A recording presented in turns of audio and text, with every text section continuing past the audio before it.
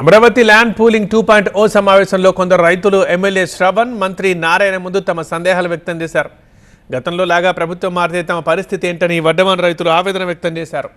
రాజధానికి చట్టబద్ధత కల్పించాలని కోరారు. అయితే కేంద్రం గెజెట్ విడుదల చేస్తే ఇక రాజధాని మార్పు అనేదే ఉత్పన్నం కాదని రైతులకు భరోసా ఇచ్చారు మంత్రి నారాయణ.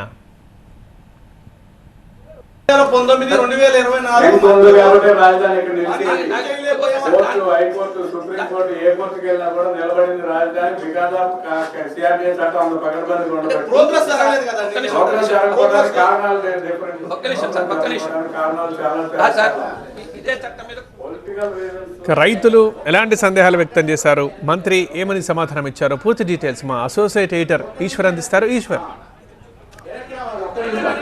ల్యాండ్ పూలింగ్ 2.0లో రైతులు కొన్ని సందేహాలను వ్యక్తం చేస్తున్నారు. వాళ్ళకి సంబంధించి అభ్యంతరాలు ఏంటో తెలుసుకున్న ప్రయత్నం చేద్దాం. ఏంటి సార్, ప్రధానంగా ఈ ల్యాండ్ పూలింగ్కి వచ్చిన సందర్భంగా వడ్డమాన్లో మీరు మంత్రి గారి దృష్టికి కొన్ని సందేహాలను తీసుకొచ్చారు. ఏంటి ప్రధానంగా? మేము ప్రధానంగా తీసుకొచ్చినటువంటి అంశం ఏంటంటే, రిటర్నబుల్ ప్లాట్ అనేది 3 సంవత్సరాల్లో అభివృద్ధి చేసి ఇస్తామని చెప్పేసి హామీ ఇస్తూ ఉన్నారు శాసనసభ్యుల వారు కానీ మంత్రి గారు కానీ ప్రభుత్వం తరఫున. మేమేమంటున్నామంటే 3 సంవత్సరాలు కాదు 4 సంవత్సరాల లోపల అభివృద్ధి చేసినటువంటి ప్లాట్ ఇవ్వలేకపోతే పరిహారం పెట్టండి, అగ్రిమెంట్లో కండిషన్ పెట్టండి. ఎకరానికి 5 లక్షల రూపాయలు ఒక్క సంవత్సరానికి ఎకరానికి 5 లక్షల రూపాయల లెక్క కండిషన్ పెట్టండి. మీరు 3 సంవత్సరాల లోపలే చేసిస్తామంటున్నారు కదా, మేము 4 సంవత్సరాలు కండిషన్ పెట్టమంటున్నాం. 4 సంవత్సరాలు దాటిన తర్వాత కండిషన్ పెట్టమంటున్నాం. దాని మీద వాళ్ళు ఎలాంటి స్పష్టమైనటువంటి మంత్రి అభివృద్ధి చేసి ఇస్తామనేటటువంటి ఓరల్ హామీ చెప్తా ఉన్నారు, కానీ అగ్రిమెంట్లో ఆ కండిషన్ పెట్టేదానికి ప్రభుత్వం తరపున వాళ్ళు ఇష్టపడటం లేదు. ఇంకా ఏంటి ప్రధానంగా మీ అభ్యంతరం?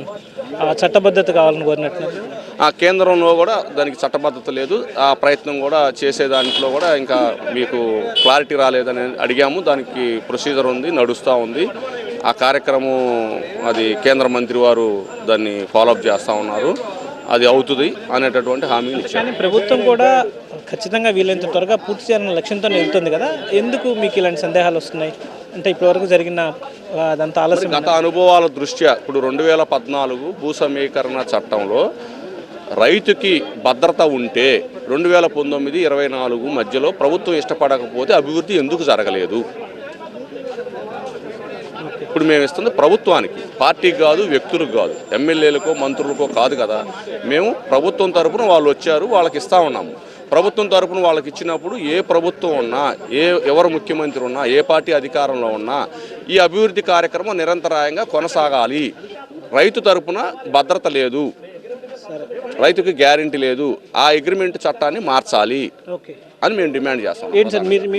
మొన్న మీటింగ్ పెట్టిన రోజు గజాలు పెంచమని అడిగాము సార్. దాని గురించి ఏం చెప్పకుండా ఒక రుణమాఫీ గురించే చెప్పారు.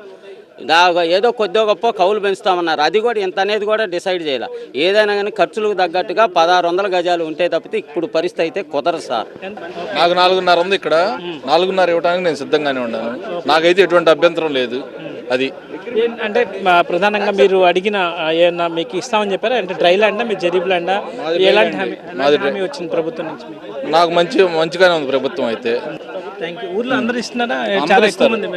దాదాపు 90% ఇస్తానికి అందరూ సుముఖంగానే ఉన్నారు. సో మొత్తానికి మెజారిటీ అయితే ఇవ్వడానికి సిద్ధంగా ఉన్నారు. ఎలాంటి అభ్యంతరాలు లేవు. గతంలో జరిగినవి అంత ఆలస్యం కాకుండా ముందుకు తీసుకెళ్లాలని అభ్యర్థన అయితే ఉంది తప్పనిచ్చి ఎవరు పెద్దగా అభ్యంతరాలు వ్యక్తం అవుతున్న నేపథ్యంలో అయితే కనిపించడం లేదు. Over to studio.